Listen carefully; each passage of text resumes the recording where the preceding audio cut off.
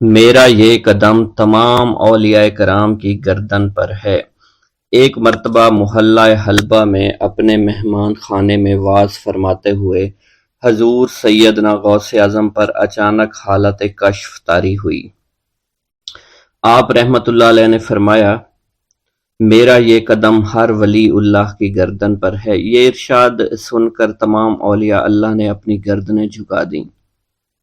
صلحائے امت نے اس کی توضیح فرمائی ہے کہ آپ رحمت اللہ علیہ کے عہد مبارک اور بعد میں قیامت تک آپ کی عطا کے بغیر ولی اللہ ولایت کے درجے پر فائز نہیں ہو سکتا۔ سلطان الہند حضرت خواجہ معین الدین چشتی المعروف خواجہ غریب نواز اس وقت خراسان کے پہاڑوں پر مجاہدات میں مشغول تھے۔ انہوں نے بھی حضور سیدنا غوث اعظم کا ارشاد گرامی سن کر اپنی گردن جھکا دی اور یوں عرض گزار ہوئے، آپ کے قدمین شریفین میرے سر اور میرے آنکھوں پر ہیں۔ حضور سیدنا غوث اعظم فرماتے ہیں کہ میں 10 برس کی عمر میں اپنے شہر کے مکتب میں حصول علم کے لیے جایا کرتا تھا۔ اس وقت میرے ساتھ ملائکہ بھی ہوتے تھے جو میرے آگے پیچھے میری حفاظت کے لیے چلتے تھے۔ جب میں مدرسہ پہنچتا تو یہ منادی کرتے تھے، اللہ کے ولی کے لیے جگہ خالی کر دو۔ چنانچہ وہ میرے لیے جگہ خالی کر دیتے تھے۔ ایک مرتبہ میں نے ایک ایسے شخص کو دیکھا جس نے فرشتوں کی آواز سن کر کہا، جس میں کوئی مزاحمت نہ ہوگی، کہ یہ ایک نہایت معزز گھرانے کا فرد ہے اور عن قریب اس کو وہ عظمت حاصل ہوگی جس میں کوئی مزاحمت نہ ہوگی، اور اس کو ایسا قرب نصیب ہوگا کہ اس کو کوئی فریب نہ دے سکے گا۔ پھر 40 برس بعد میں نے اس شخص کو پہچانا۔ وہ شخص ابدالوں میں سے تھا۔ حضرت شیخ ابو سعود احمد بن بکر حریمی سے مروی ہے کہ حضور سیدنا غوث اعظم نے فرمایا کہ میں 55 سال تک تنہا عراق کے بیابانوں میں پھرتا رہا۔ میں لوگوں کو نہ جانتا، لوگ مجھے نہ جانتے۔ اسی دوران میرے پاس رجال الغیب اور جنات تشریف لاتے جنہیں میں طریقت اور اصول کی تعلیم دیتا تھا۔ ابتدا میں جب میں عراق میں داخل ہوا تو حضرت خضر میرے ہم سفر بنے، اور بعد میں اس وقت ان کو پہچانتا نہ تھا، اور اس کے ساتھ میرا معاہدہ ہوا کہ میں ان کے کسی حکم کی خلاف ورزی نہیں کروں گا۔ ایک مرتبہ انہوں نے مجھے ایک جگہ بیٹھنے کا حکم دیا اور میں اس جگہ 3 سال تک بیٹھا رہا۔ سال میں ایک مرتبہ حضرت خضر میرے پاس تشریف لاتے، فرماتے کہ یہی تیرا مقام ہے جہاں تجھے پہنچایا گیا ہے۔ اس عرصہ کے دوران تمام نفسانی خواہشات مجھ پر انسانی شکل میں وارد ہوئیں، لیکن اللہ عز و جل نے مجھے ہر موقع پر استقامت عطا فرمائی اور مجھے ان خرافات سے بچائے رکھا۔ ابتدا میں میرا نفس مجاہدہ کا کوئی طریقہ اختیار کرتا تو میں اس پر قائم ہو جاتا اور کسی چیز کو قبول نہ کرتا تھا۔ ایک طویل مدت تک اپنا گلا گھونٹتے ہوئے میں مدائن کے جنگلوں میں مجاہدات میں مشغول رہا۔ حضور سیدنا غوث اعظم فرماتے ہیں کہ میں نے اپنے نفس کو مختلف مجاہدوں، مختلف ریاضتوں اور مختلف مشقتوں میں ڈالے رکھا۔ 1 سال تک میں گری ہوئی چیزیں اٹھا کر کھاتا رہا، دوسرے سال پانی پر گزارا کیا، اور تیسرے سال نہ میں نے کچھ کھایا، نہ پیا اور نہ ہی سویا۔ ایک مرتبہ شدید سردی کی وجہ سے میں ایوان کسریٰ کے کھنڈرات میں سویا تو رات بھر میں 40 مرتبہ طبیعت خراب ہوئی۔ حضور سیدنا غوث اعظم فرماتے ہیں، ہر سال ایک بزرگ آتے اور وہ مجھے جبہ دے کر چلے جاتے۔ اسی طرح میں نے بے شمار طریقوں سے دنیا اور نفس سے چھٹکارا پانے کی کوشش کی۔ لوگ مجھے دیوانہ سمجھتے تھے۔ میں برہنہ جسم جنگلوں میں چلا جاتا اور کانٹوں پر لوٹتا شور مچاتا تھا۔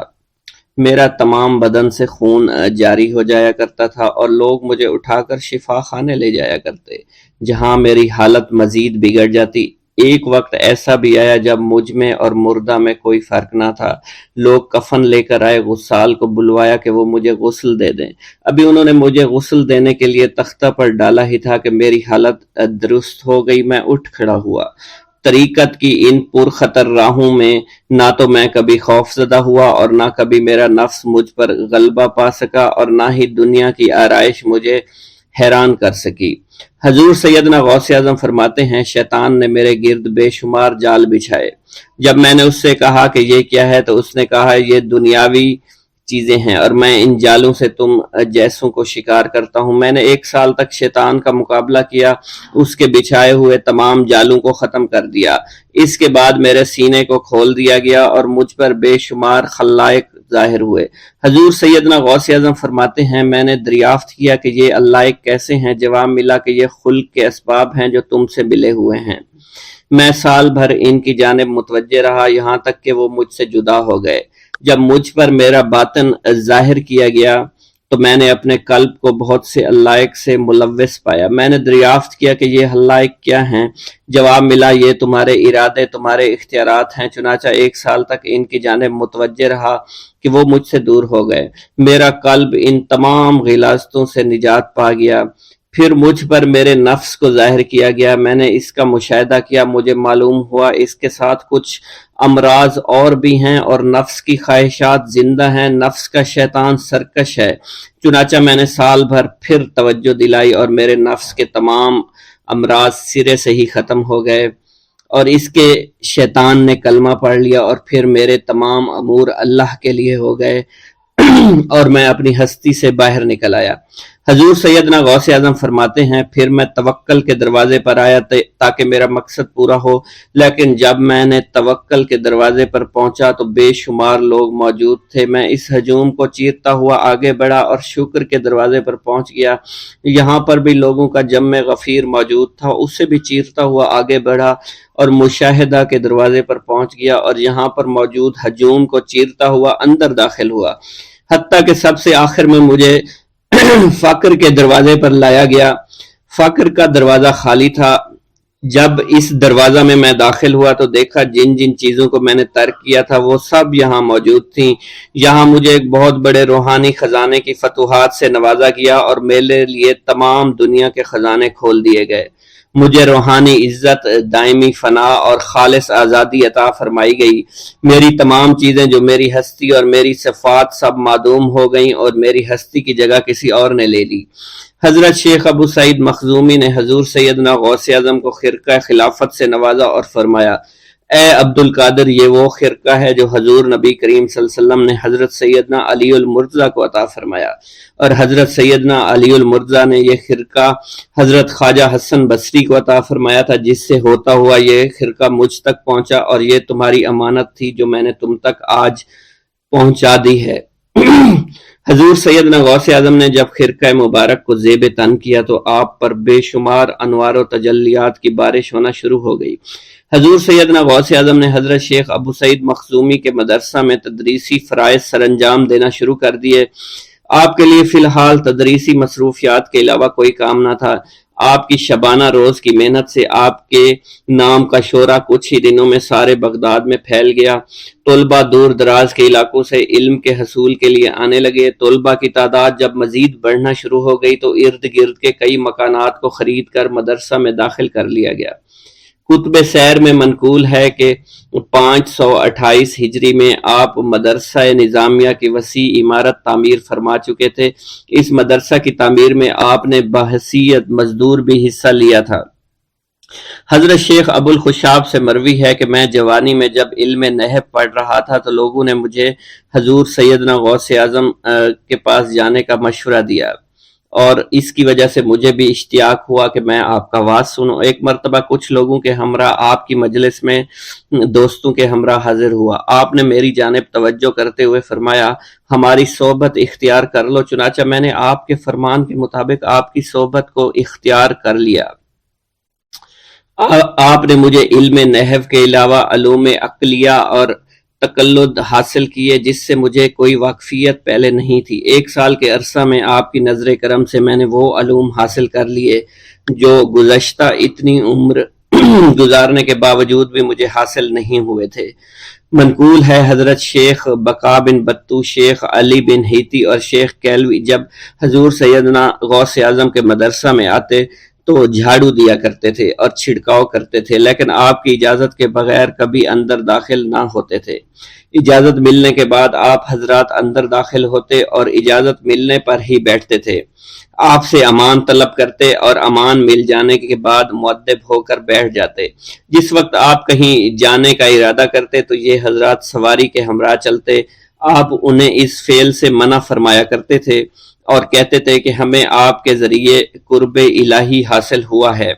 حضرت شیخ محمد قائل الادنیٰ سے مروی ہے کہ ایک مرتبہ حضور سیدنا غوث اعظم سے دریافت کیا گیا کہ آپ کی بزرگی اور عظمت کا راز کیا ہے؟ آپ نے فرمایا کہ میں کبھی جھوٹ نہیں بولتا اور کبھی کسی سے کذب بیانی نہیں کرتا۔ قصیدہ غوثیہ شیخ عبد القادر جیلانی رحمۃ اللہ علیہ سے منسوب قصیدہ غوثیہ کے فضائل و برکات اور اس کو پڑھنے کا طریقہ اور اس سے کیسے فیض پایا جا سکتا ہے، تمام تر معلومات چھوٹی سی ویڈیو میں پیش ہیں۔ ناظرین گرامی، اللہ پاک کا اپنے مقرب بندوں پر ایسا خاص کرم ہے کہ اس کی زبان سے نکلنے والے الفاظ اور قلم سے ظاہر ہونے والے نقوش میں بھی اتنی برکت رکھ دیتا ہے کہ خالق خدا ان نفوس قدسیہ کے متبرک کلام کو اپنا ورد وظیفہ بنا کر مصائب و آلام سے خلاصی پاتے ہیں اور دنیا آخرت کے ساتھ اپنی دنیا کو بھی سنوار لیتے ہیں۔ اس مبارک سلسلے کی ایک ایسی کڑی غوث الاغیاث قطب الاقطاب غوث اعظم شیخ عبد القادر جیلانی کی طرف سے منسوب عربی قصیدہ بنام قصیدہ غوثیہ ہے۔ اس قصیدے میں آپ نے اپنے اوپر ہونے والے فضل خداوندی کا ذکر فرمایا ہے۔ حدیث نعمت کے طور پر منصب ولایت و معرفت الہی میں اپنے بلند مقام اور اعلیٰ مرتبے سے دنیا کو آگاہ فرمایا ہے۔ کثیر اولیاء کرام اور مشائخ عظام نے اس مبارک قصیدہ کو بطور وظیفہ بنا کر اس حوالے سے حاصل ہونے والے فوائد اور برکات کو بیان فرمایا ہے۔ اسی طرح ایک کتاب مدنی پنج سورہ میں قصیدہ غوثیہ کو تحریر کیا جا چکا ہے۔ اس کے چند فوائد اور برکات فرمائے گئے ہیں۔ ان میں سے چند فضائل و برکات آپ سے شیئر کر لیتے ہیں۔ قرب خدا پانے کے لیے ایک مجرب عمل ہے، تفسیر خلائق کے لیے از حد کارآمد ہے اور قرب خداوندی کے حصول کا ذریعہ ہے۔ اس لیے آپ نے کرنا یہ ہے کہ نماز عشاء کے بعد 41 بار اس کو پڑھنا ہے اور 41 دن ہی اس کا پڑھنا کافی ہے۔ اس کے بعد پڑھنا اپنا معمول بنا سکتے ہیں۔ ناظرین گرامی، قصیدہ غوثیہ کند زہر یا جس کا قوت حافظہ کمزور ہے اس کے لیے یہ ایک مجرب عمل ہے۔ اس قصیدہ مبارکہ کو 3 بار صبح کے وقت 11 عدد بادام پر پڑھے اور صبح نہار منہ ان بادام کو کھا لے۔ انشاءاللہ 21 دن بعد قوت حافظہ بڑھ جائے گا۔ اس قصیدہ مبارکہ کو 3 بار پڑھنے والے کو عربی میں بصیرت حاصل ہوگی۔ قضائے حاجات کے لیے مجرب وظیفہ ہے۔ ہر مشکل سخت کام کے لیے 40 روز بلا ناغہ 3 بار پڑھیں، انشاءاللہ مشکل سے چھٹکارا مل جائے گا۔ حضور غوث پاک شیخ عبد القادر جیلانی رحمۃ اللہ علیہ کی زیارت کے لیے بھی یہ ایک مجرب عمل ہے۔ جو شخص اس قصیدہ غوثیہ مبارک کو اپنے سامنے رکھے اور نماز عشاء کے بعد 11 بار اوپر سے دیکھ کر پڑھے، مقبول بارگاہ وسیعت ہوگا اور حضور سیدنا غوث اعظم کی زیارت فیض بشارت سے مشرف ہوگا۔ کسی قسم کے امراض سے نجات پانے کے لیے قصیدہ غوثیہ کو مجرب مانا جاتا ہے۔ ہر مرض اور تکلیف کے لیے 3 بار یا 5 بار پانی پر دم کر کے پڑھیں اور دن میں 3 بار پڑھیں، انشاءاللہ شفا حاصل ہوگی۔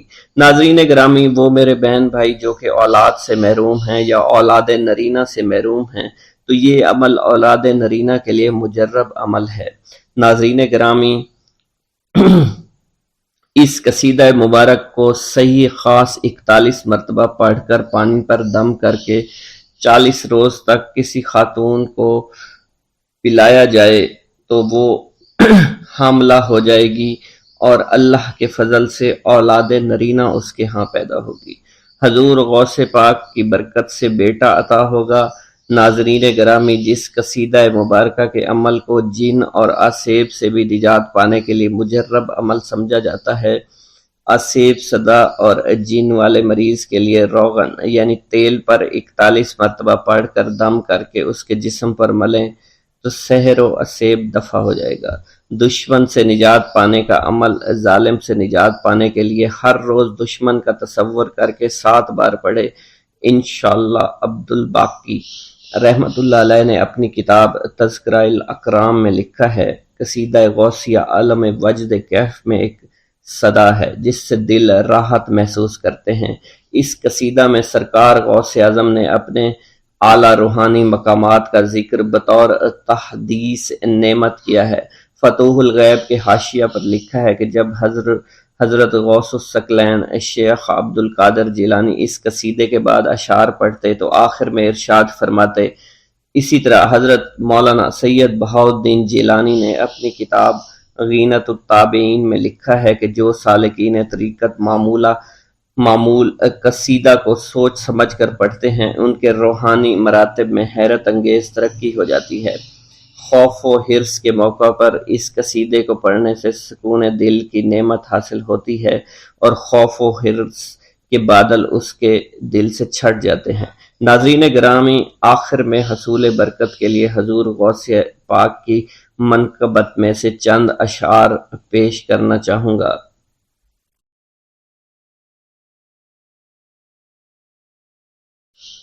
ملے رب سے ایسے تم شان غوث اعظم، سبھی اولیاء کے ہو تم سلطان غوث اعظم۔ میری فکر و احدائی کو ملے معرفت خدا، تیرے در سے بٹ رہا ہے عرفان غوث اعظم۔ نکل آیا حکم پا کے ڈوبا ہوا سفینہ، کلام حق کا مظہر ہے زبان غوث اعظم۔ تیری نسبتوں سے کامل ایمان ہے دو جہاں کا، میرے دل میں بھی ہو نصب وہ نشان غوث اعظم۔ آغوش والدہ میں کیا مطمئن جاں کو تم سے ہی طے ہوا ہے رمضان غوث اعظم۔ تیرے ذکر سے بلندی ملی ہے جہاں، سب کو تیرا ذکر یاد حق کا ہے۔ میرے دل میں بھی سما ہے وہ کتاب حق خدا، جو شکم میں تو نے سیکھا ہے وہ ہے قرآن غوث اعظم۔ جو بھی شعر و اذکار یہاں پر ذکر کیے گئے ہیں، آپ نے بھی کچھ شعر اگر آپ کو یاد ہیں تو ان کا تذکرہ ان باکس میں ضرور کر دیجئے گا۔ اللہ تعالی حضور پاک صلی اللہ علیہ وآلہ وسلم کے صدقے ہم سب کی مغفرت فرمائیں اور ہمارے علم، عمر، رزق، روزی، شان میں برکت عطا فرمائیں۔ ایک گاؤں کے بارے میں کہا جاتا تھا کہ جہاں قدرت کی بے پناہ نعمتیں تھیں، اللہ پاک نے وہاں کے لوگوں کو مالا مال کیا ہوا تھا۔ ایسی نعمتیں کہ جن نعمتوں کو دیکھ کر انسان اکثر مغرور ہو جایا کرتے ہیں، مگر وہاں پر کچھ مسلمان تھے اور سب سے بڑی اور بری بات یہ تھی کہ وہاں کے تمام لوگ کافر تھے۔ وہ کفار اپنی دولت پر بہت فخر کیا کرتے تھے کیونکہ ان میں ہر ایک انسان بہت دولت مند تھا، ہر ایک کے پاس بے بہا پیسے تھے، کسی کو پیسوں کی کمی نہیں تھی۔ وہاں کے سردار کی ایک اکلوتی بیٹی تھی جس کو سردار بے پناہ پیار کرتا تھا۔ اس سردار کی بیٹی بے پناہ مغرور، ظالم، گھمنڈی تھی۔ وہاں پر غریب لوگ صرف مسلمان ہی تھے، تمام کافر ایک دوسرے کی مدد کیا کرتے تھے، لیکن مسلمانوں کی مدد کرنے والا وہاں پر کوئی نہ تھا۔ وہاں پر انہیں کوئی دیکھنے والا نہ تھا۔ سردار کی بیٹی کو کالے جادو میں خوب مہارت حاصل تھی اور وہ جادو کی وجہ سے وہاں پر رہنے والے غریبوں پر بہت ظلم کیا کرتی تھی۔ تمام مسلمان اس سے بے حد پریشان تھے اور وہ لوگوں کو غلام بناتی اور مزدور بناتی تھی۔ اگر ان میں کوئی اس کی بات نہ مانتا تو اس کو قیدی بنا کر اپنے اشاروں پر نچایا کرتی تھی۔ اس بستی میں چونکہ اکا دکا مسلمان تھے جن کا کوئی پرسان حال نہیں تھا، کوئی بھی ان کو بچانے والا نہیں تھا۔ جب وہ سردار کی بیٹی کے ظلم حد سے بڑھ گئے تو مسلمانوں میں سے ایک بوڑھے شخص نے اللہ کے حضور گڑ گڑا کر دعائیں کی، اے اللہ ہمارے چند نسلیں جو یہاں پر بچی ہوئی ہیں، ان نسلوں کو تو بچا لے۔ یہ سردار کی بیٹی جس نے ہمارا جینا دشوار کر رکھا ہے، یہاں کوئی بھی انسان ہمارا حال نہیں پوچھتا اور نہ ہی ہمارے پاس مال و دولت ہے اور نہ ہی ہمارے پاس جسمانی طاقت بچی ہے۔ یا اللہ ہمارے لیے کوئی ایسا بندہ بھیج جو نہ صرف طاقتور ہو بلکہ اس جادوگرنی یعنی سردار کی بیٹی کو بھی ہرا سکے۔ اللہ رب العزت نے اس بوڑھے کی دعا کو قبول فرمایا اور یوں اس جگہ پر ایک اللہ والے کو بھیج دیا اور وہ اللہ والے ایسے ہی بستی میں داخل نہیں ہوئے، بلکہ ایک دن کچھ عجیب واقعہ ہوا۔ ان کافروں کا سردار جنگل میں سیر سپاٹے کرتے ہوئے نکلا تھا، بڑی شان سے چلتا ہوا وہ سفر کر رہا تھا۔ اچانک ایک زہریلا سانپ اس کے سامنے آیا۔ اس زہریلے سانپ نے بادشاہ کو ڈس لیا اور وہ بے ہوش ہو کر زمین پر گر پڑا اور تڑپنے لگا۔ اس کے جو ساتھی تھے انہوں نے جب اپنے سردار کو یوں تڑپتا ہوا دیکھا اور سردار کی غیر حالت دیکھی تو کہ جسے ایک زہریلے سانپ نے کاٹ لیا ہے، تو وہ فوراً اسے اٹھا کر گھر لے آئے تاکہ اسے بچانے کے لیے کچھ کیا جا سکے۔ اس لڑکی نے اپنے باپ کی جب یہ حالت دیکھی تو اپنے آس پاس کے بڑے بڑے حکیموں کو بلایا، لیکن عجیب بات یہ تھی کہ لاکھ کوشش کے باوجود زہر نکالنے میں سارے ناکام ہو رہے تھے اور زہر تیزی کے ساتھ اس کے جسم میں پھیلتا چلا جا رہا تھا۔ لیکن اسی وقت وہاں ایک درویش کی آمد ہوئی، ایک اللہ والے آئے، ان اللہ پاک نے اس مقصد کے تحت وہاں بھیجا تھا۔ اس اللہ کے ولی نے سردار کے گھر پر پہنچ کر دروازے کو کھٹکھٹایا۔ نوکروں نے پوچھا کون ہو، کس سے ملنا ہے؟ اس نے کہا میں نے سنا ہے کہ یہاں کے سردار کو سانپ نے ڈس لیا ہے۔ نوکر کہنے لگے کہ تمہیں کیسے پتا چلا کہ یہاں کے سردار کو سانپ نے ڈس لیا ہے؟ تم تو ہمیں اجنبی لگتے ہو، ہم نے تمہیں آج تک یہاں نہیں دیکھا ہے۔ اس نے کہا میں مسافر ہوں اور مجھے خبر ملی ہے کہ یہاں کے سردار کو ایک زہریلے سانپ نے ڈس لیا ہے اور کوئی بھی اس کا علاج نہیں کر پا رہا۔ نوکروں نے کہا تم کون ہو؟ اللہ والے نے کہا میں حکیم ہوں اور میں ان کے علاج کی غرض سے یہاں آیا ہوں۔ وہ نوکر اللہ والے کی حالت دیکھ کر ہنسنے لگے، کیونکہ آپ نے پھٹے پرانے کپڑے پہن رکھے تھے اور دیکھنے سے بہت غریب معلوم ہوتے تھے۔ وہ نوکر کہنے لگے کہ اتنے بڑے سردار کا علاج کرو گے؟ ارے یہاں تو اس کے پاس بڑے بڑے حکیم بلائے گئے ہیں، ہمارے سردار کے پاس پیسوں کی کوئی کمی نہیں ہے، اور وہ تم جیسے غریب سے بھلا کیوں علاج کروائیں گے؟ درویش نے کہا اگر تم چاہتے ہو تمہارے سردار کی جان بچ جائے پھر مجھے اندر جانے دو۔ غلام کہنے لگا ٹھیک ہے، ہم اندر جا کر اجازت لے کر آتے ہیں۔ نوکر اندر گئے، سردار کی بیٹی سے کہا ایک غریب آیا ہے، کپڑوں سے فقیر معلوم ہوتا ہے، لیکن کہتا ہے میں سردار کا علاج کر سکتا ہوں اور میں سردار کا علاج کروں گا۔ جو زہر تیزی کے ساتھ جسم میں پھیل رہا ہے میں اس کو باہر نکال پھینک کروں گا۔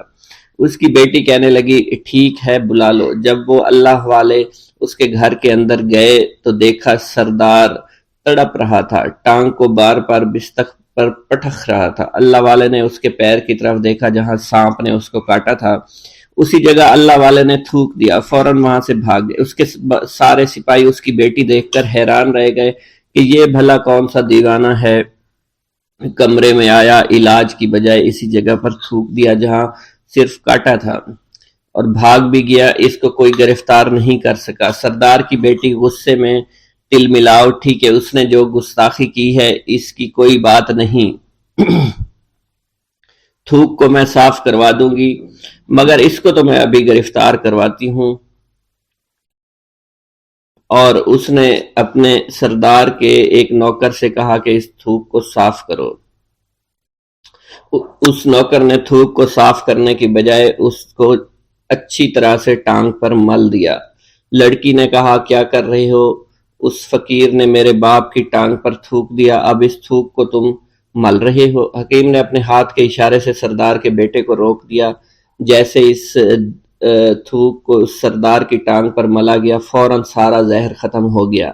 جو ٹانگ کٹنے کے قابل تھی وہ ٹانگ بالکل ٹھیک ہو چکی تھی، جو نیلی پڑ چکی تھی اب اصلی حالت میں آہستہ آہستہ واپس آ رہی تھی، اور جب وہ قبیلے کا سردار بالکل ٹھیک ہو گیا، ہوش میں آ گیا تو حیران رہ گیا۔ اسے بتایا کہ فقیر بابا کے تھوک کی وجہ سے آپ ٹھیک ہوئے ہیں۔ اس نے کہا وہ بزرگ تو ہمارے لیے مسیحا ہے، تم لوگوں نے انہیں جانے کیوں دیا؟ انہیں میرے پاس لے کر آؤ، انہوں نے ہم پر بہت بڑا احسان کیا ہے، ہم اس کے احسان کا بدلہ ضرور چکائیں گے۔ اس کی بیٹی جو خاموشی سے باپ کو دیکھ رہی تھی اس نے کچھ بھی نہ کہا۔ گاؤں کے سردار کے کہنے پر سارے سپاہی اللہ والے کو ڈھونڈنے کے لیے نکل گئے۔ وہ چاروں طرف پھیل گئے لیکن کہیں بھی اللہ والے کا پتہ نہیں چل رہا تھا۔ پھر جب سپاہی تلاش کرتے کرتے جنگل میں داخل ہوئے، وہاں ایک درخت کے نیچے ایک آدمی کو عبادت کرتے ہوئے دیکھا۔ وہ غور سے اس کو دیکھ رہے تھے اور کہہ رہے تھے یہ کس طرح کی عبادت کر رہے ہیں، ہم لوگ تو اپنے بتوں کے آگے ہاتھ جوڑتے ہیں، یہ نہ جانے کس کو سجدہ کر رہے ہیں۔ خیر، عبادت کے فوراً بعد اللہ والے کو پکڑ لیا، گاؤں کے سردار کے سامنے پیش کیا۔ وہ کہنے لگا آپ کون ہیں اور کہاں سے آئے ہیں؟ سب سے پہلے تو میں گستاخی کی معافی چاہتا ہوں، میرے لوگوں نے آپ کے ساتھ بڑی بدتمیزی کی، لیکن آپ کی وجہ سے آج میں زندہ ہوں۔ ہم گناہ گاروں کی وجہ سے آپ جیسے لوگوں کو بہت تکلیف ہوئی ہے، اس لیے میں معذرت چاہتا ہوں۔ آپ سے درخواست کرتا ہوں کہ آپ میری طرف سے یہ قیمتی لباس یعنی کپڑے اور عربی گھوڑا قبول کیجئے۔ اللہ والوں نے اس کی طرف مسکرا کر دیکھا اور کہا یہ گھوڑا، یہ لباس بہت قیمتی ہے، مگر یہ لباس پہن کر اس گھوڑے کے لیے گھاس کاٹوں گا تو کیا اچھا لگوں گا؟ سردار نے کہا فکر نہ کریں، گھوڑے کے ساتھ ساتھ ہم آپ کو نوکر بھی دیں گے۔ اللہ والے نے کہا کہ اتنی مال و دولت اور نوکروں کے ساتھ میں اکیلا رہوں گا؟ گاؤں کا سردار بولا حضور آپ کی یہ بات سن کر میں سوچ میں گم ہو گیا ہوں، لیکن یہ میری بیٹی آپ کے سامنے حاضر ہے۔ بیٹی حیرت سے اپنے باپ کو دیکھ رہی تھی کہ میرا باپ اب کیا کہنے والا ہے۔ سردار نے کہا میری بیٹی جسے آپ نے دیکھ لیا ہے اس کی شادی میں آپ سے کر دوں گا، مگر ایک شرط ہے کہ آپ کو اپنے مذہب کو چھوڑنا پڑے گا۔ میرے سپاہیوں نے آپ کو عبادت کرتے ہوئے دیکھا ہے، جہاں تک ہمارے معمولات ہیں ہم بتوں کے آگے سجدہ کرتے ہیں اور ان کی عبادت کرتے ہیں، اور آپ جس کے آگے سجدہ کرتے ہیں وہ اللہ ہے، یعنی آپ مسلمان ہیں، اس لیے آپ کو اپنا مذہب چھوڑنا پڑے گا۔ کیا آپ ایسا کر سکتے ہیں؟ اللہ والے نے کہا کہ مجھے ایک بات بتائیے، آپ سب کچھ دیکھ رہے ہیں، آپ نے مجھے یہ بھی دعا دی کہ میری اولادیں ہوں اور آپ کی نسل آپ کی بیٹی سے چلے گی۔ مجھے ایک بات بتائیں، اگر ان بچوں میں سے کسی بچے کو خدا نہ خواستہ کچھ ہو گیا تو کس کو رونا پڑے گا؟ سردار نے جواب دیا اگر خدا نہ خواستہ کچھ ایسا ہوا تو رونا مجھ کو ہی پڑے گا۔ اللہ والا نے مسکرا کر کہا اگر یہ سارا مال لے کر مجھے رونا ہی پڑا تو آپ اپنا گھوڑا، اپنی دولت، اپنی بیٹی، ہر چیز اپنے پاس رکھ لو۔ میں خوش ہوں، میں مسلمان ہوں، میں ٹھیک ہوں۔ اگر یہ تمام چیزیں لے کر مجھے اپنا محلہ چھوڑنا پڑے تو میں اپنی جان دے کر بھی اپنے مذہب کو نہیں چھوڑوں گا۔ جس طرح آپ نے مجھے نوازا ہے، میں اسی رب کے دین کو چھوڑ کر چلا جاؤں گا۔ صرف چند پیسوں کی خاطر میں ہر دن پیسہ نہیں کر سکتا، اور اپنی درویشی میں بہت خوش ہوں۔ اللہ نے مجھے جس مقصد کے لیے بھیجا تھا وہ میرا مقصد پورا ہو جائے گا۔ گاؤں کے سردار نے پوچھا، یہ کہہ کر وہ اللہ والے جانے لگے تو سردار نے درویش کو رک جانے کا کہا اور کہنے لگے میں نے مال دے کر تمہیں آزمایا اور تمہیں پرکھا، لیکن تم اپنے مذہب کو چھوڑنے پر راضی نہیں ہو۔ اگر تم یہی سب کرنے آئے تھے تو تمہیں اس بات کا ڈر نہیں؟ کیا تم نہیں جانتے ہم کتنے طاقتور ہیں، اور میری بیٹی اپنے عمل میں اتنی ماہر ہے کہ تمہیں یہاں کھڑے کھڑے ابھی جنگلی جانور بنا سکتی ہے۔ اللہ والے نے کہا کہ اس نے جنگلی جانور کمزور لوگوں کو بنایا ہوگا، یہ مجھے جانور بنا کر تو دکھائے۔ اس سے پہلے کہ گاؤں کا سردار اپنی بیٹی سے کچھ کہتا کہ اس پر وار کرو، اللہ والے نے جادوگرنی پر ایسی پھونک ماری کہ وہ اسی وقت ایک بہت بڑی چھپکلی بن گئی۔ وہ کچھ بھی نہیں کر پا رہی تھی، وہ چھپکلی اتنی بڑی تھی کہ وہاں پر جتنے بھی انسان کھڑے تھے ان سب میں سب سے زیادہ اونچا اس کا قد تھا۔ وہ چھپکلی اللہ والے کے پاس آئی، اپنا زہر اس پر اگلنا چاہتی تھی کہ اسی وقت اس نے اس کے منہ پر تھوک دیا۔ تھوکنے کی دیر تھی، وہ چھپکلی جلنے لگی اور جس سے گرمی کی وجہ سے اس کا چہرہ پگھل رہا تھا، اس کا چہرہ جل کر کالا ہو چکا تھا۔ وہ مرنے والی تھی کہ سردار دوڑتا ہوا قدموں میں آ کر گر پڑا اور معافی مانگنے لگا اور کہنے لگا حضور اس گستاخی کے لیے میں معذرت خواہ ہوں، آپ مجھے معاف کر دو، میں نے سچ میں آپ کو بہت کمزور سمجھا تھا، آپ کو آپ کا مذہب سے ہٹانا چاہا تھا۔ اگر میری بیٹی ٹھیک ہو جائے تو میں سچ کہتا ہوں یہاں پر جتنے لوگ ہیں ہم پوری کی پوری بستی مسلمان ہو جائیں گے۔ اللہ والے نے کہا کہ ہم تمہیں اپنے دین میں شامل کرنے کے لیے یہ سب نہیں کر رہے، بلکہ تم لوگ مسلمان بھائیوں پر جو ظلم کرتے ہو وہ ظلم کو ختم کرنے کے لیے ہم یہاں آئے ہیں۔ ہمارے دین میں جبر اور ظلم نہیں۔ اگر تمہارے بیٹی سے انسان بن کر سدھر جاتی ہے تو اس کو اس کی اصلی حالت میں لانے کے لیے میں خود کو اللہ کی بارگاہ میں پیش کروں گا اور دعا کروں گا۔ سردار کہنے لگا کہ ہاں ہاں میری بیٹی، اصلی حالت میں اگر آ جائے تو پھر ہم کسی پر ظلم و ستم نہیں کریں گے، اور میں دل سے اپنی بیٹی کے لیے معافی چاہتا ہوں۔ آج سے یہ کوئی بھی جادو ٹونا اور مسلمانوں کو تنگ نہیں کرے گی، اور نہ ہی کسی مسلمان پر یہ ظلم اور جبر کرے گی۔ بس آپ اسے دوبارہ سے انسان بنا دے۔ اللہ والا نے چھپکلی پر دوبارہ سے پھونک ماری تو پھر سے انسان بن گئی، اور اللہ والے کے قدموں سے وہ لپٹ گئی۔ کہنے لگی مجھے معاف کر دیجئے، مجھے معاف کر دیجئے، میں نے اپنے آپ کو بہت طاقتور سمجھا۔ اس لڑکی کا آدھا چہرہ جل چکا تھا اور کالا ہو چکا تھا۔ وہ کہنے لگی کہ آج اپنے باپ کے ساتھ میں آپ کے دست مبارک پر مسلمان ہونا چاہتی ہوں۔ میں وعدہ کرتی ہوں کہ آج سے اس بستی پر کوئی بھی کافر کسی مسلمان کے ساتھ بدتمیزی نہیں کرے گا، زیادتی نہیں کرے گا، ظلم اور جبر نہیں کرے گا، بلکہ ہم سب یہاں مل جل کر رہیں گے اور بھائی چارے کے ساتھ رہیں گے۔ ہم سب مسلمان ہو جائیں گے، اور پھر یوں اللہ والے کے ہاتھوں پوری بستی کا سردار اور اس کی بیٹی نے اسلام قبول کر لیا، اور سردار نے اللہ والے سے اپنی بیٹی کا نکاح کر دیا، اور پھر اس بستی میں ہمیشہ کے لیے امن و امان قائم ہو گیا۔ بسم اللہ الرحمن الرحیم۔ السلام علیکم۔ حضور سیدنا غوث اعظم فرماتے ہیں، میں 10 برس کی عمر میں اپنے شہر کے مکتب میں حصول علم کے لیے جایا کرتا تھا۔ اس وقت میرے ساتھ ملائکہ بھی ہوتے تھے جو میرے آگے پیچھے میری حفاظت کی غرض سے چلتے تھے۔ جب میں مدرسہ پہنچتا تھا تو وہ بار بار منادی کرتے تھے، اللہ کے ولی کے لیے جگہ خالی کر دو۔ چنانچہ وہ میرے لیے جگہ خالی کر دیتے تھے۔ ایک مرتبہ میں نے ایک ایسے شخص کو دیکھا جس نے فرشتوں کی آواز سن کر کہا کہ یہ نہایت معزز گھرانے کا فرد ہے، اور عن قریب اس کو وہ عظمت اور بزرگی حاصل ہوگی جس میں کوئی مزاحمت نہ ہوگی۔ اس کو ایسا قرب نصیب ہوگا کہ اس کو کوئی فریب نہ دے سکے گا۔ پھر 40 برس بعد میں نے اس شخص کو پہچانا۔ وہ شخص ابدالوں میں سے تھا۔ حضرت شیخ ابو سعود احمد بن ابی بکر سے مروی ہے، حضور سیدنا غوث اعظم نے فرمایا، میں 25 سال تک تنہا عراق کے بیابانوں میں پھرتا رہا۔ میں لوگوں کو نہ جانتا تھا، لوگ مجھے نہیں جانتے تھے۔ اسی دوران میرے پاس رجال الغیب اور جنات تشریف لائے جنہیں میں طریقت اور رسول اللہ کی تعلیم دیا کرتا تھا۔ ابتدا میں جب میں عراق میں داخل ہوا تو حضرت خضر میرے ہم سفر تھے اور میں انہیں اس وقت سے پہچانتا نہیں تھا۔ ان کے ساتھ میرا معاہدہ ہوا کہ میں ان کے کسی حکم کی خلاف ورزی نہیں کروں گا۔ ایک مرتبہ انہوں نے مجھے ایک جگہ بیٹھنے کا حکم دیا، میں اسی جگہ 3 سال بیٹھا رہا۔ سال میں ایک مرتبہ حضرت خضر میرے پاس تشریف لاتے اور فرماتے، یہی تیرا مقام ہے جہاں تجھے پہنچایا گیا ہے۔ اس عرصہ کے دوران تمام نفسانی خواہشات مجھ پر انسانی شکل میں وارد ہوئیں، لیکن اللہ نے مجھے ہر موقع پر استقامت عطا فرمائی اور مجھے ان خرافات سے بچائے رکھا۔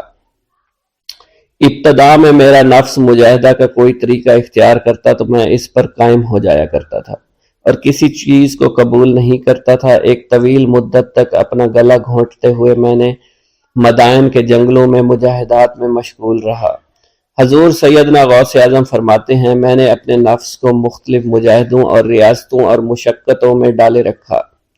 1 سال تک میں گری ہوئی چیزیں اٹھا کر کھاتا رہا، اسی دوسرے سال میں صرف پانی پر گزارا کرتا رہا، اور تیسرے سال میں نے کچھ نہ کھایا اور نہ پیا نہ ہی سویا۔ ایک مرتبہ شدید سردی کی وجہ سے میں ایوان کسریٰ کے کھنڈرات میں سویا تو رات بھر میں 40 مرتبہ احتلام ہوا۔ میں نے ہر مرتبہ دریائے دجلہ پر جا کر غسل فرمایا، پھر نیند کے خوف سے محل کے اوپر ایک ویران جگہ پر چڑھ گیا اور وہاں 2 سال تک قیام کیا، حتیٰ کہ سردی کے سوا کوئی شے کھانے کو میسر نہیں تھی۔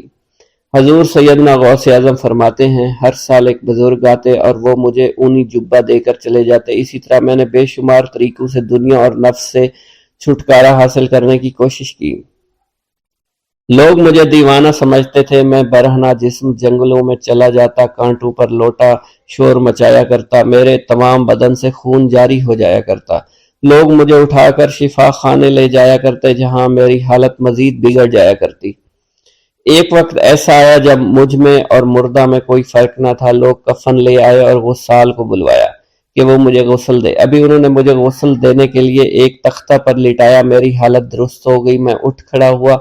طریقت کی ان پرخطر راہوں میں نہ تو میں کبھی خوف زدہ ہوا، نہ کبھی میرا نفس مجھ پر غالب پا سکا، اور نہ ہی دنیا کی آسائش مجھے حیران کر سکی۔ حضور سید غوث اعظم فرماتے ہیں، شیطان نے میرے گرد بے شمار جال بچھائے۔ جب میں نے ان سے کہا یہ کیا ہے، اس نے کہا یہ دنیاوی آلائشیں ہیں، اور میں ان جالوں میں سے تم لوگوں کا شکار کیا کرتا ہوں۔ میں نے 1 سال تک شیطان کا مقابلہ کیا، اس کے بچھائے ہوئے تمام جالوں کو ختم کیا۔ اس کے بعد میرے سینے کو کھول دیا گیا اور مجھ پر بے شمار خلائق ظاہر ہوئے۔ حضور سیدنا غوث اعظم فرماتے ہیں، میں نے دریافت کیا کہ یہ اللہ ایک کیسے ہے؟ جواب ملا، یہ خلق کے اسباب ہیں جو تم سے ملے ہوئے ہیں۔ میں سال بھر ان کی جانب متوجہ رہا، یہاں تک کہ وہ مجھ سے جدا ہو گئے۔ جب مجھ پر باطن ظاہر ہوا تو میں اپنے قلب کو بہت سے علائق سے ملوث پایا۔ میں نے دریافت کیا یہ علائق کیا ہیں؟ جواب ملا، یہ تمہارے ارادے، تمہارے اختیارات ہیں۔ چنانچہ 1 سال تک ان کی جانب متوجہ رہا، یہاں تک کہ وہ سب علائق مجھ سے دور ہو گئے اور میرا قلب ان غلاظتوں سے نجات پا گیا۔ حضور سیدنا غوث اعظم فرماتے ہیں، پھر میں نے توکل کے دروازے پر آیا، میرا مقصد پورا ہو، لیکن جب میں توکل کے دروازے پر پہنچا بے شمار لوگ وہاں موجود تھے۔ میں ہجوم کو چیرتا بڑھا اور شکر کے دروازے پر پہنچ گیا، یہاں بھی لوگوں کا جمع غفیر موجود تھا، اسے بھی چیرتا آگے بڑھا اور مشاہدہ کے دروازے پر پہنچ گیا، یہاں پر موجود ہجوم کو بھی چیرتا ہوا اندر داخل ہوا، حتیٰ کہ سب سے آخر میں مجھے فقر کے دروازے پر لا دیا گیا۔ فقر کا دروازہ خالی تھا۔ جب میں اس دروازے میں داخل ہوا تو دیکھا جن جن چیزوں کو میں نے ترک کیا تھا وہ سب یہاں موجود تھی۔ یہاں مجھے ایک بہت بڑے روحانی خزانے کی فتوحات سے نوازا گیا، میرے لیے تمام دنیا کے خزانے کھول دیے گئے، مجھے روحانی عزت، دائمی غنا اور خالص آزادی عطا فرمائی گئی۔ میری تمام چیزیں جو میری ہستی اور میری صفات سب معدوم ہو گئی تھی، وہ میری ہستی کی جگہ کسی اور نے لے لی تھی۔ حضرت شیخ ابو سعید مخزومی نے حضور سیدنا غوث اعظم کو خرقہ خلافت سے نوازا اور فرمایا، اے عبد القادر، یہ وہ خرقہ ہے جو حضور نبی کریم صلی اللہ علیہ وسلم نے سیدنا علی المرتضیٰ کو عطا فرمایا۔ سیدنا علی المرتضیٰ نے یہ خرقہ خواجہ حسن بصری کو عطا فرمایا، جس سے ہوتا ہوا یہ مجھ تک پہنچا، اور یہ تمہاری امانت تھی جو میں نے تم تک پہنچا دی۔ حضور سیدنا غوث اعظم نے جب خرقہ مبارک کو زیب تن کیا تو آپ پر بے شمار انوار و تجلیات کی بارش ہونا شروع ہو گئی۔ ایک عورت اپنے لڑکے کو لے کر محبوب سبحانی، قطب ربانی، غوث سمدانی، شیخ عبد القادر جیلانی کی بارگاہ پناہ میں لے کر آئی اور عرض کرنے لگی کہ حضور، یہ بچہ آپ سے بہت عقیدت رکھتا ہے، اس لیے میں اسے آپ کے حوالے کرتی ہوں، آپ اسے اپنی غلامی میں قبول فرما لیجئے۔ آپ نے اسے قبول فرما کر چند دن مجاہدات کا حکم دیا۔ ایک دن لڑکے کی ماں اسے ملنے کے لیے آئی تو بھوک اور بیداری کے سبب اسے بہت کمزور پایا اور جو کی روٹی کھاتے دیکھا۔ پھر وہ عورت آپ کی خدمت میں آئی تو آپ کے سامنے مرغی کے گوشت کی ہڈیاں دیکھیں اور فوراً وہ بول پڑی کہ خود تو مرغی کا گوشت کھا رہے ہیں، میرے لڑکے کو جو کی روٹی کھلا رہے ہیں۔ یہ بات سن کر آپ نے ان ہڈیوں پر ہاتھ رکھ کر فرمایا کہ اس اللہ کے حکم سے کھڑی ہو جا، تو بوسیدہ ہڈیاں زندہ ہو گئیں اور وہ مرغی بن گئی اور وہ فوراً کھڑی ہوئی اور بولنے لگی۔ ایک بزرگ جس کا نام محمد قائد الادانی رحمۃ اللہ علیہ ہے نے بیان کیا ہے کہ ایک دن حضرت شیخ عبد القادر جیلانی سرح نورانی واز فرما رہے تھے اور ہوا بہت تیز چل رہی تھی کہ ایک چیل چیختی ہوئی آپ کی مجلس پر سے گزری، جس سے حاضرین کی توجہ ہٹ گئی۔ آپ نے فرمایا، اے ہوا، اس چیل کا سر تن سے جدا کر دے۔ یہ فرمانا ہی تھا کہ چیل کا سر تن سے جدا ہو گیا۔ یہ دیکھ کر آپ ممبر سے اٹھے، چیل کو ایک ہاتھ میں پکڑ کر دوسرا ہاتھ اس پر پھیرا اور بسم اللہ الرحمن الرحیم پڑھا، اور چیل اللہ کے حکم سے زندہ ہو کر اڑ گئی اور لوگ اس منظر کو دیکھ کر بہت مضطرب ہو گئے۔ ایک شخص جس کا نام معمر جراح تھا بتاتے ہیں کہ ایک دن محبوب سبحانی قطب یزدانی شیخ عبد القادر جیلانی کی خدمت میں حاضر تھا۔ آپ کچھ تحریر فرما رہے تھے کہ مکان کی چھت سے مٹی گرنے لگی۔ دوبارہ دیکھا تو ایسا ہی ہوا۔ جب چوتھی بار ایسا ہوا تو آپ نے سر اٹھا کر اوپر دیکھا اور فرمایا کہ تیرا سر تن سے جدا ہو جائے۔ یہ فرمانے کی دیر تھی کہ ویسا ہی ہوا، اور اس نظر کو دیکھ کر نہایت لوگ جو ہے مضطرب ہوئے۔ میں نے عرض کیا حضور آپ پریشان کیوں ہیں؟ آپ نے فرمایا میں ڈرتا ہوں اگر مسلمان سے مجھے ایذا پہنچے تو اس کا بھی حال ایسے ہی ہوگا جیسے اس چوہے کا ہوا۔ ایک بزرگ شیخ عمر مسعود نے بیان کیا ہے کہ حضرت شیخ عبد القادر جیلانی سرہ نورانی ایک دن وضو فرما رہے تھے۔ اسی اثنا میں ایک چڑیا نے آپ پر بیٹ کر دی۔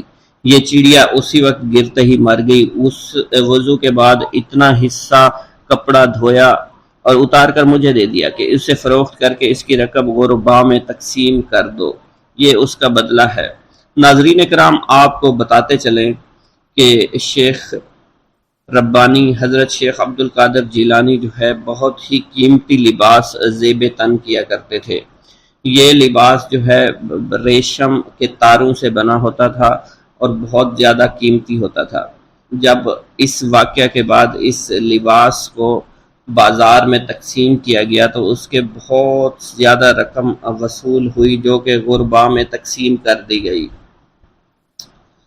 ایک بزرگ شیخ عبد القادر جیلانی رحمۃ اللہ علیہ کی خدمت میں حاضر ہو کر عرض کرنے لگے کہ حضور میرے بچے کو 1.25 سال سے بخار کا عارضہ ہے، جو بڑھتا ہے نہ ہی گھٹتا ہے۔ آپ نے فرمایا تم اس بچے کے کان میں جا کر اس طرح کہہ دو بخار دور ہو جائے گا کہ اے بخار تجھے عبد القادر کہتا ہے کہ میرے بچے کو چھوڑ دو۔ آپ نے ایسا ہی کیا، بخار فوراً بچے کو چھوڑ کر وہاں سے چلا گیا اور اہل محلہ جو ہے وہ باقی لوگ بخار میں مبتلا ہو گئے۔ حضرت شیخ ابو الحسن علی قریشی رحمۃ اللہ علیہ نے بیان کیا ہے کہ ایک دفعہ میں اور شیخ ابو نصر حضرت شیخ عبد القادر جیلانی کی خدمت میں حاضر تھے۔ ابو غالب فضل نامی ایک تاجر آیا اور کہنے لگا کہ حضور آپ کی دعوت کرنا چاہتا ہوں، قبول فرمائیے۔ آپ نے دعوت کو قبول فرما لیا اور خچر پر سوار ہو کر ابو غالب کے مکان پر تشریف لے گئے۔ وہاں بغداد کے کثیر التعداد علماء اور مشائخ موجود تھے۔ ابو غالب نے دسترخوان بچھایا اور قسم قسم کے کھانے رکھنے لگے۔ ایک بہت بڑا مٹکا بھی ساتھ لا کر رکھ دیا۔ محبوب سبحانی سر جھکا کے بیٹھے ہوئے تھے۔ آپ کی عظمت و ہیبت کی وجہ سے حاضرین پر سکوت کا عالم طاری تھا۔ آپ نے شیخ علی کو اشارہ فرمایا کہ اس مٹکے کو لا کر میرے پاس رکھ دو، اور ساتھ ہی مٹکے کو کھولنے کا حکم بھی صادر فرمایا۔ کھولا تو دیکھا کہ اس میں ایک مفلوج الحال نابینا لڑکا تھا۔ آپ نے لڑکے سے فرمایا اللہ کے حکم سے تندرست ہو کر اٹھ کر کھڑا ہو جا۔ اسی وقت لڑکا بالکل تندرست ہو کر دوڑنے لگا۔ یہ دیکھ کر حاضرین عالم اضطراب میں ڈوب گئے اور چاروں طرف شور برپا ہو گیا۔ پھر آپ بغیر کھانا کھائے واپس تشریف لے آئے۔ ایک دن حضور غوث الثقلین شیخ ابو الحسن کی بیمار پرسی کے لیے ان کے گھر تشریف لائے۔ ایک کبوتری اور ایک قمری دیکھی۔ شیخ ابو الحسن نے بارگاہ غوثیت السمدانی میں عرض کیا حضور یہ کبوتری 6 ماہ سے انڈے نہیں دے رہی ہے۔ قمری نے 9 ماہ سے بولنا بند کر دیا ہے۔ آپ نے کبوتری سے مخاطب ہو کر فرمایا اے کبوتری اپنے مالک کو نفع پہنچا، اور قمری سے فرمایا کہ اپنے پیدا کرنے والے کی تسبیح کر۔ آپ کا یہ فرمانا تھا۔ قمری نے بولنا شروع کر دیا، کبوتری نے انڈے دینے شروع کر دیے، اور تمام حیاتی ایسا ہی کرتے رہی اور صحت یاب بھی رہی۔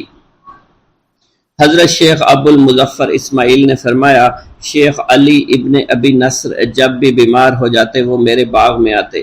ایک دفعہ عالم مرض میں میرے باغ میں آئے۔ محبوب سبحانی حضرت شیخ عبد القادر جیلانی نے آپ کی بیمار پرسی کے لیے بھی وہ باغ میں تشریف لے آئے۔ باغ میں کھجور کے 2 درخت تھے جو خشک ہو چکے تھے، 4 سال سے پھل نہیں دے رہے تھے۔ اس کو کاٹنے کا ارادہ کر ہی رہے تھا، حضور غوث سمدانی اٹھے اور ایک درخت کے نیچے آپ نے وضو فرمایا اور دوسرے کے نیچے 2 رکعت نماز عطا فرمائی۔ ان پر 1 ہفتہ کے اندر پھل آنا شروع ہو گئے۔ حالانکہ اس وقت کھجور کے پھل کا موسم بھی نہیں تھا۔ حضرت شیخ ابو مالک زیال کا بیان ہے، ایک دن میں حضور محبوب سبحانی غوث سمدانی شیخ عبد القادر جیلانی کے مدرسہ میں کھڑا تھا۔ آپ نے اپنے گھر سے عصا لیے باہر تشریف لائے۔ مجھے یوں محسوس ہوا آج آپ اپنے عصا سے کسی کرامت کا ظہور فرمائیں گے۔ آپ نے مسکراتے ہوئے میری طرف دیکھا اور عصا کو زمین میں گاڑ دیا۔ عصا زمین پر گاڑتے ہی روشن ہو چکا اور بدستور 1 گھنٹہ چمکتا رہا۔ اس کی منور شعاؤں سے اطراف و کناف بھی چمک اٹھے، اس کی روشنی آسمان کی طرف بھی چڑھتی تھی۔ پھر جب 1 گھنٹہ کے بعد آپ نے اسے اٹھایا تو عصا جیسا پہلے تھا ویسا ہی ہو گیا۔ اس کے بعد آپ نے فرمایا، تمہاری یہی خواہش تھی نا جو تم نے دیکھا؟ ایک دفعہ دریائے دجلہ میں اس قدر پانی آیا کہ بغداد کے ارد گرد بھی پانی چڑھ آیا۔ دیہاتی لوگ گھبرا کر حضور غوث سمدانی شیخ عبد القادر جیلانی کی خدمت میں حاضر ہوا اور عرض کی۔ آپ نے اپنا عصا مبارک لیا اور دجلہ کے کنارے تشریف لے گئے اور عصا دجلہ کے کنارے پر گاڑ کر فرمایا کہ بس اس سے آگے نہ بڑھنا۔ پانی فوراً اتر کر اپنی اصلی حد پر پہنچ گیا۔ بسم اللہ الرحمن الرحیم۔ منقول ہے کہ حضور سیدنا غوث اعظم کے زمانہ میں ایک مقرب کی ولایت سلب کر لی گئی۔ سب چھوٹے بڑے اس کو حقارت کی نگاہ سے دیکھنے لگے۔ اس نے 360 اولیاء اللہ سے التجا کی کہ وہ اس کے حق میں دعا فرمائیں، لیکن اس کا نام لوح محفوظ پر اشتیاق کی فہرست میں لکھ دیا گیا۔ ان اولیاء اللہ نے اس کو بتایا کہ تم کامیاب نہیں ہوں گے۔ اس کے چہرے کا رنگ سیاہ پڑ گیا۔ اس شخص نے حضور سیدنا غوث اعظم شیخ عبد القادر جیلانی کی خدمت میں حاضر ہو کر دعا کی درخواست کی۔ آپ نے فرمایا، تم اللہ عز و جل کی بارگاہ میں مردود ہو گئے ہو، مگر میں تمہیں اللہ کے اذن میں مقبول بنا سکتا ہوں۔ پھر حضور سیدنا غوث اعظم نے اس کے لیے بارگاہ الہی میں دعا فرمائی تو غیب سے ندا آئی، کیا تمہیں معلوم ہے کہ تم سے پہلے بھی 360 اولیاء اللہ اس کے لیے سفارش کر چکے ہیں، لیکن اس کا نام لوح محفوظ پر اشتیاق کی فہرست میں لکھا جا چکا ہے۔ یا الہی، تو مردود کو مقبول، مقبول کو مردود بنانے پر قادر ہے۔ اگر تیری منشا یہی ہے، تو نے اس کو مقبول بنانے کے لیے مجھ سے دعا کیوں کروائی؟ غیبی ندا آئی، اے عبد القادر، اسے میں نے تمہارے سپرد کیا، تم اسے جو چاہے بنا دو۔ چنانچہ آپ کی دعا سے وہ پھر سے بارگاہ الہی میں مقبول ہو گیا۔ حضرت شیخ ابو صالح سے منقول ہے، حضرت شیخ ابو مدین مغربی نے مجھے حضور سیدنا غوث اعظم شیخ عبد القادر جیلانی کی خدمت میں بغداد فقر کی تعلیم کے لیے بھیجا۔ آپ نے مجھے 20 دن تک اپنے خلوت خانہ کے دروازہ پر بٹھائے رکھا اور 20 روز گزرنے کے بعد مجھے قبلہ رو ہونے کا حکم دیا گیا۔ جب میں قبلہ رو ہو گیا، آپ نے فرمایا، اے ابو صالح، اس طرف دیکھو۔ چنانچہ میں نے اس جانب دیکھا تو آپ نے فرمایا، کیا دیکھ رہے ہو؟ میں نے عرض کیا، بیت اللہ شریف میری نگاہوں کے سامنے ہے۔ آپ نے مجھے حکم دیا کہ اب مغرب کی سمت دیکھو۔ میں نے اپنا چہرہ مغرب کی جانب کیا تو آپ نے فرمایا کہ اب کیا دیکھ رہے ہو؟ میں نے عرض کیا کہ میں اپنے مرشد پاک حضرت ابو مدین کو دیکھ رہا ہوں۔ ایک مرتبہ سنان نامی عیسائی پادری نے حضور سیدنا غوث اعظم کی محفل میں حاضر ہو کر سلام عرض کیا۔ حاضرین کھڑے ہو کر بیان دیا کہ میں یمن کا رہنے والا ہوں، میں نے ارادہ کیا کہ میں اسلام قبول کروں گا۔ اسی دوران میرے دل میں خیال پیدا ہوا میں اس دور کی سب سے بہترین شخصیت کے دست مبارک پر کلمہ پڑھوں۔ اسی سوچ کے دوران مجھے نیند آ گئی۔ خواب میں مجھے حضور سیدنا عیسیٰ کی زیارت نصیب ہوئی۔ آپ علیہ السلام نے مجھ سے ارشاد فرمایا، بغداد چلے جاؤ، شیخ عبد القادر کے دست حق پر اسلام قبول کرو، کیونکہ اس وقت وہ روئے زمین پر تمام لوگوں میں افضل اور اعلیٰ ہیں۔ حضرت شیخ عمر الحکیمانی سے منقول ہے، ایک مرتبہ حضور سیدنا غوث اعظم کی خدمت میں 13 لوگ دائرہ اسلام میں داخل ہونے کے لیے حاضر ہوئے۔ ان لوگوں نے بیان کیا کہ ہم عرب کے عیسائی ہیں اور ہم نے کلمہ پڑھنے کا ارادہ کر لیا ہے۔ ابھی یہ سوچ ہی رہے تھے کہ کس مرد کامل کے دست حق پر کلمہ پڑھیں گے، ہمیں ہاتف غیب سے آواز سنائی دی کہ بغداد جا کر شیخ عبد القادر جیلانی کے دست مبارک پر کلمہ پڑھو۔ حضرت شیخ زین الدین ابو الحسن علی بن ابی طاہر سے مروی ہے، فرماتے ہیں میں نے حضور سیدنا غوث اعظم سے علم حاصل کیا۔ اللہ عز و جل نے مجھے 1 سال میں اتنا علم دیا کہ دوسروں کو وہ علم 20 سال میں بھی نصیب نہ ہوا ہوگا۔ میں نے آپ سے مصر جانے کی اجازت طلب کی، آپ نے فرمایا تو دمشق پہنچ کر غازیوں کو مصر میں داخل ہونے کے لیے تیار پائے گا تاکہ اس پر قبضہ ہو جائے، مگر ان سے کہنا کہ وہ ہرگز کامیاب نہ ہوں گے، ہاں دوسری مرتبہ وہ کامیاب ہو جائیں گے۔ حضرت شیخ زین الدین فرماتے ہیں جب میں دمشق پہنچا میں نے وہی حال پایا جو آپ نے بیان فرمایا تھا۔ میں نے ان سے کہا تو وہیں نہ رکے۔ جب میں مصر پہنچا تو میں نے خلیفہ کو ان کو مقابلے کے لیے تیار پایا۔ میں نے خلیفہ سے کہا گھبراؤ نہیں، کامیاب ہو جاؤ گے۔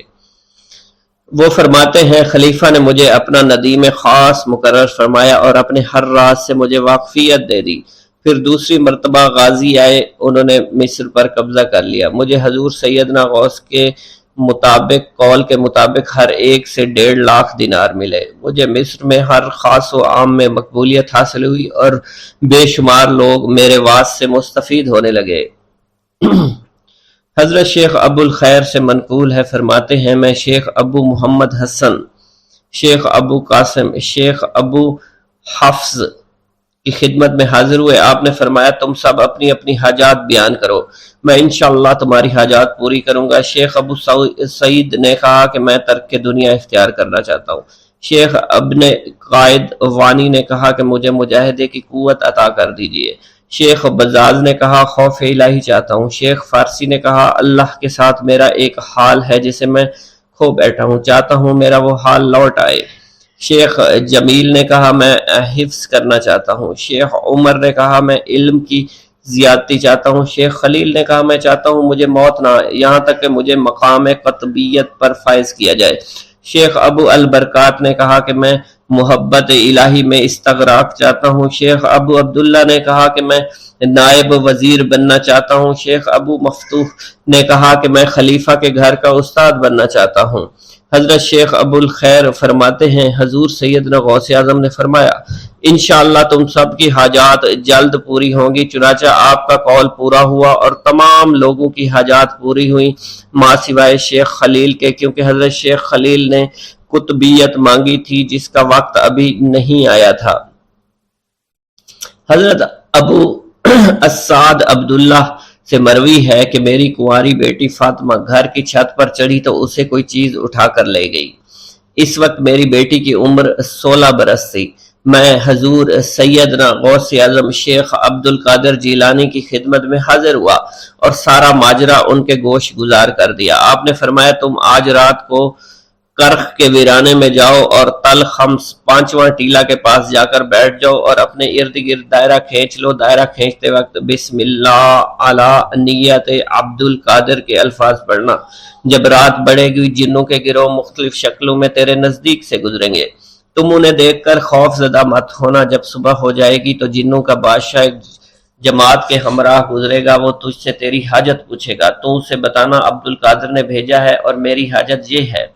ابو سعید فرماتے ہیں میں نے حکم کی تعمیل کی، آپ کے فرمان کے مطابق ڈراؤنی شکلوں والے لوگ گزرے مگر دائرہ کے نزدیک کوئی نہ آ سکا، یہاں تک کہ صبح جنوں کا بادشاہ گھوڑے پر سوار ہو کر آیا، اس کے ساتھ ایک کثیر جماعت بھی تھی۔ اس نے مجھ سے کہا میری حاجت پوچھی، میں نے اسے حضور سیدنا غوث اعظم کا پیغام پہنچاتے ہوئے کہا اور اپنی حاجت بیان کی۔ میری بات سن کر وہ بادشاہ گھوڑے سے اترا، زمین کو بوسہ دیتے ہوئے دائرہ کے کنارے بیٹھ گیا۔